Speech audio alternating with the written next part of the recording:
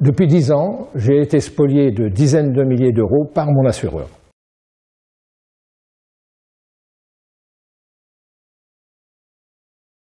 Madame, monsieur, bonjour. Après 2 mois d'absence, je suis ravi de revenir vers vous. Le contenu de cette vidéo est, croyez-moi, à plus d'un titre central et je vous demande avec insistance, vous n'aurez pas à le regretter, de la visionner intégralement. J'ai pour cela décidé de commenter directement en préambule par l'objet principal de mon intervention. À la suite de la parution de Stop Arnaque, paru dans le numéro d'août-septembre, et de la publicité que j'ai faite sur Facebook, de nombreuses affaires, toutes plus graves les unes que les autres, m'ont été à la suite adressées.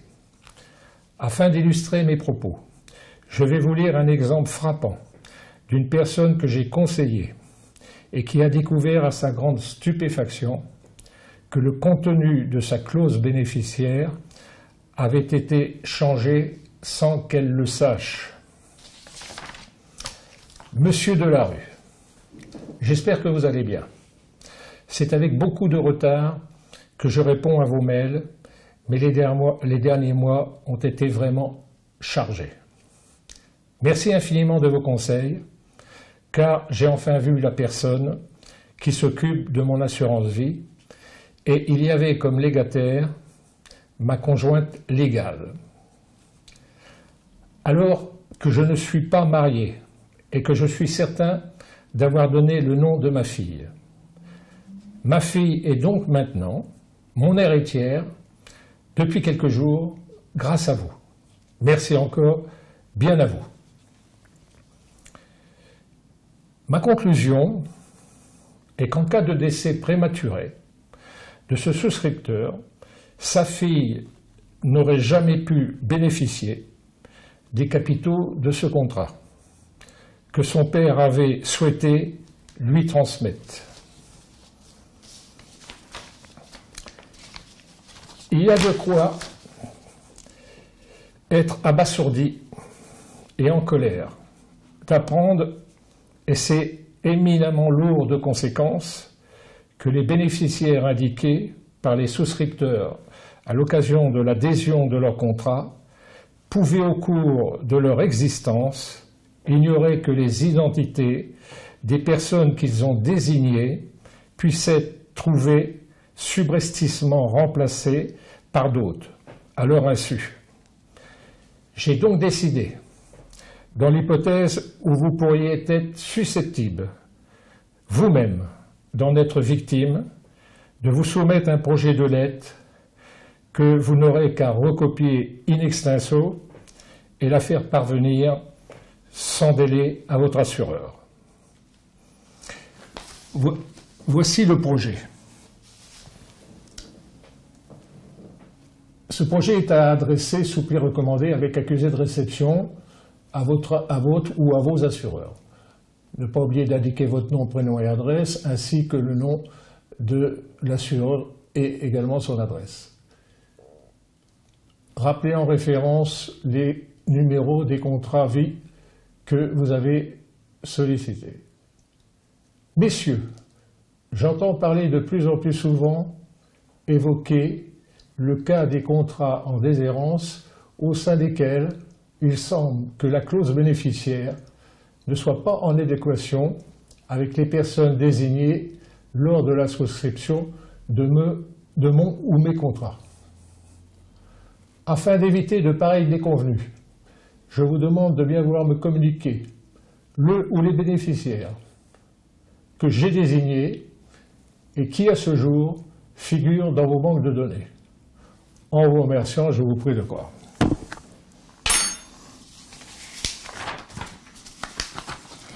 Je me permets d'insister tout particulièrement auprès de vous et tous les autres souscripteurs d'assurance vie de votre entourage pour que vous adressiez cette lettre directement à votre assureur, sans passer surtout par aucun intermédiaire.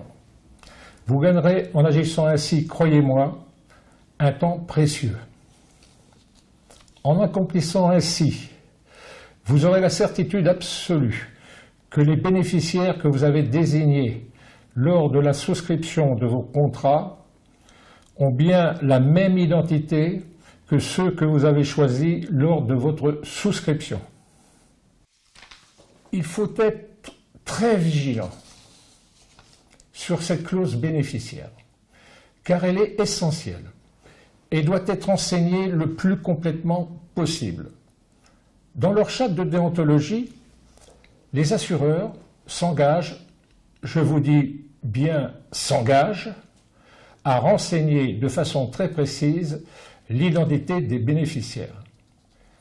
Cette charte est-elle vraiment appliquée? Dans l'émission Envoyé spécial de mai 2013, intitulée Un trésor caché, que vous retrouverez sur mon site, un assureur n'allait-il pas jusqu'à suggérer des bénéficiaires complètement inattendus comme un chien ou un chat, ce qui est parfaitement illégal. Voilà bien une problématique que ni les assureurs, ni leur fédération patronale ou d'autres institutions ne risquent pas de s'insurger, si nous ne donnons pas immédiatement sur le champ les moyens de dénoncer une telle mystification. Afin de vous conseiller, j'ai rédigé une note annexe que vous trouverez sur ma vidéo et que vous devrez suivre pour effectuer cette démarche, ainsi que les modes de recours administratifs et juridiques que vous auriez à accomplir si vous n'obteniez pas répétitivement aucune réponse. Je vais vous les commenter. Madame, Monsieur,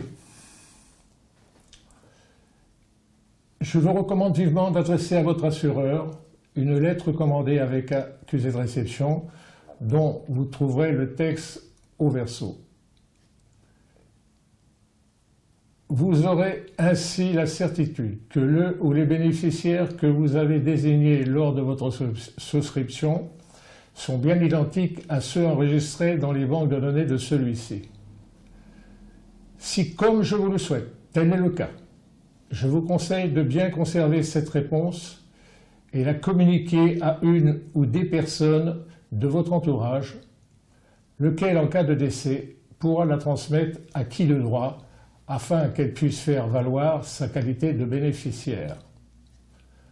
Vous pourrez également désigner ces derniers par voie testamentaire, déposée chez votre notaire.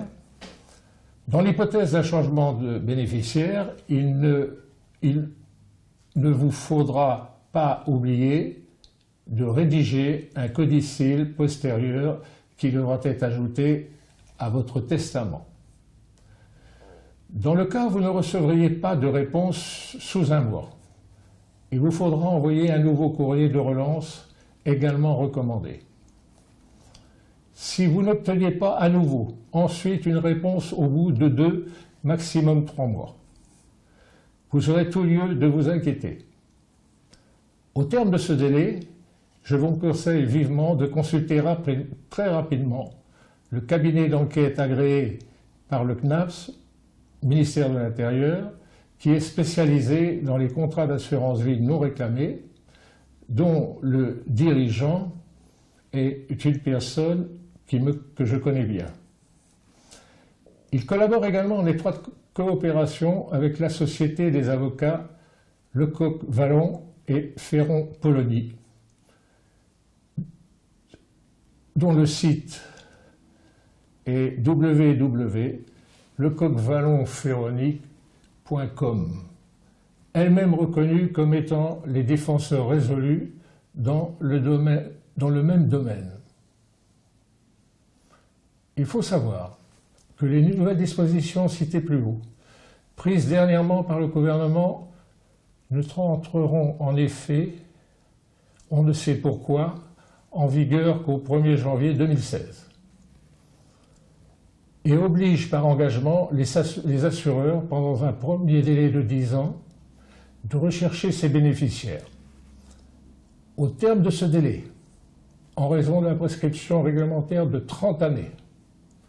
Ces fonds devront être transférés à la Caisse des dépôts, groupe public, en consignation pendant les 20 dernières années.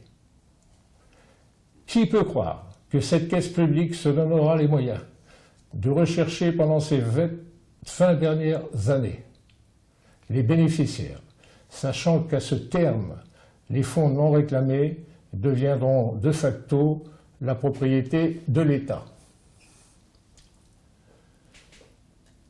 J'ajoute, et je suis scandalisé par les mêmes dispositions réglementaires qui fixent la prescription à seulement 2 années dans le cadre des dysfonctionnements qui peuvent apparaître dans la gestion de vos contrats pendant toute votre durée de vie.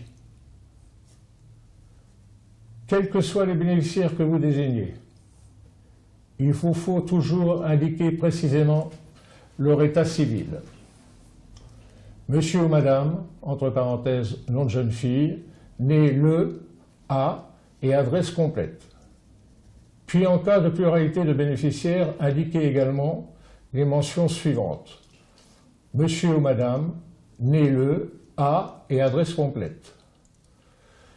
Si d'autre part, pour des raisons personnelles ou cas de force majeure, exemple, décès d'un bénéficiaire, divorce, vous décidiez de modifier la clause de vos bénéficiaires, je vous engage vivement à en informer immédiatement votre assureur par voie de recommandé avec accusé de réception, en lui demandant expressément de vous confirmer par retour qu'il a bien tenu compte de ce changement en énumérant chaque bénéficiaire désigné.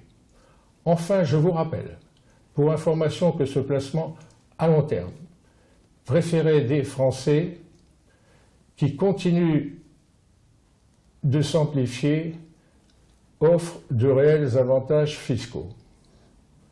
En effet, les sommes transmises par ce biais ne supportent pas d'impôt à hauteur de 152 500 € et ne sont taxées qu'à 20% sur les 700 000 suivants et 31,25% au-delà pour chaque bénéficiaire désigné. Cet abattement de 152 500 s'applique quel que soit le lien de parenté ou pas pour chaque bénéficiaire désigné dans les contrats. En conclusion, le choix de vos bénéficiaires que vous entendez indiquer peuvent ne pas être vos héritiers légaux, car les capitaux de ce placement ne font pas partie intégrante, selon la législation fiscale, de votre patrimoine successoral.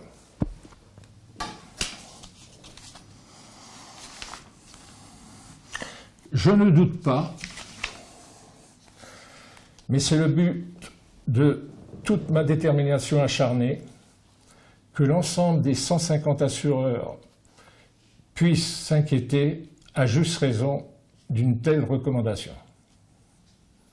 Mais qu'importe, en ce qui me concerne, ils savent bien qu'il s'agit de réponses du berger à la bergère, que je ne cesserai envers et contre tout de leur apporter, tant aussi bien à l'égard de mon assureur, mais également vis-à-vis de la présidence de sa fédération patronale.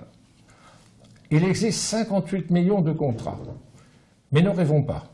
Si seulement quelques milliers de ceux-ci se donnaient les moyens d'effectuer cette démarche, nous serions en capacité de pouvoir évaluer un taux de pourcentage du bien fondé de l'existence de tels détournements d'état civil.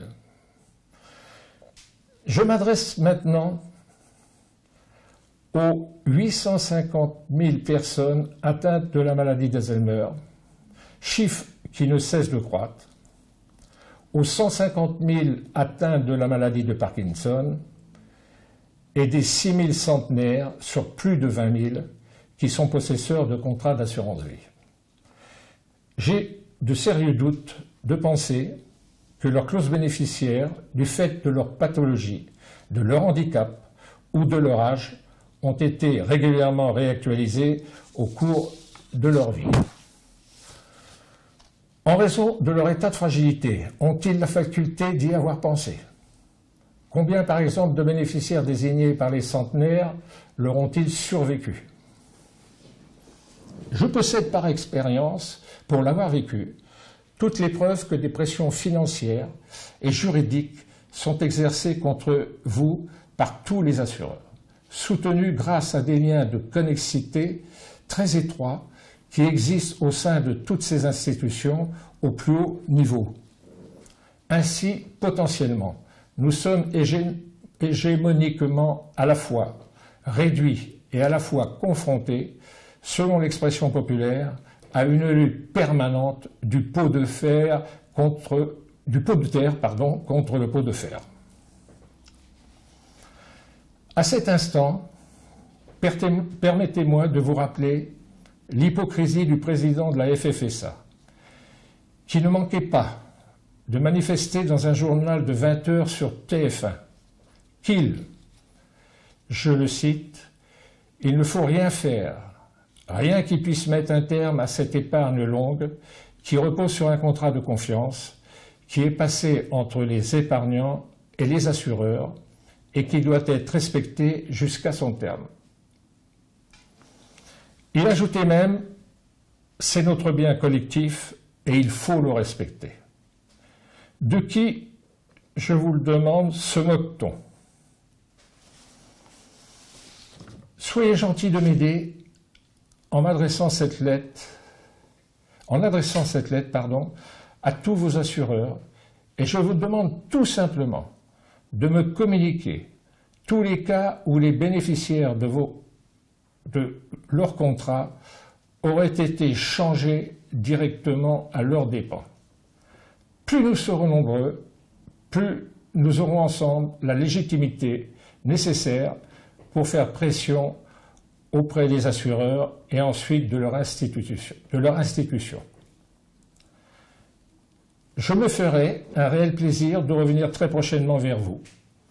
Je vous promets à cette occasion de vous fournir un scoop important dont la réalisation nous permettra encore de nous rapprocher plus près des uns des autres afin d'encore mieux communiquer. Nous aborderons cette fois-ci le fond de l'objet de la création de mon site, sur tous les dysfonctionnements et les spoliations financières auxquels j'ai dû faire face de mon vivant, je répète bien de mon vivant, au titre de contrats en unité de compte qui sont très susceptibles de vous être arrivés. Madame, Monsieur, au revoir et à bientôt. Merci.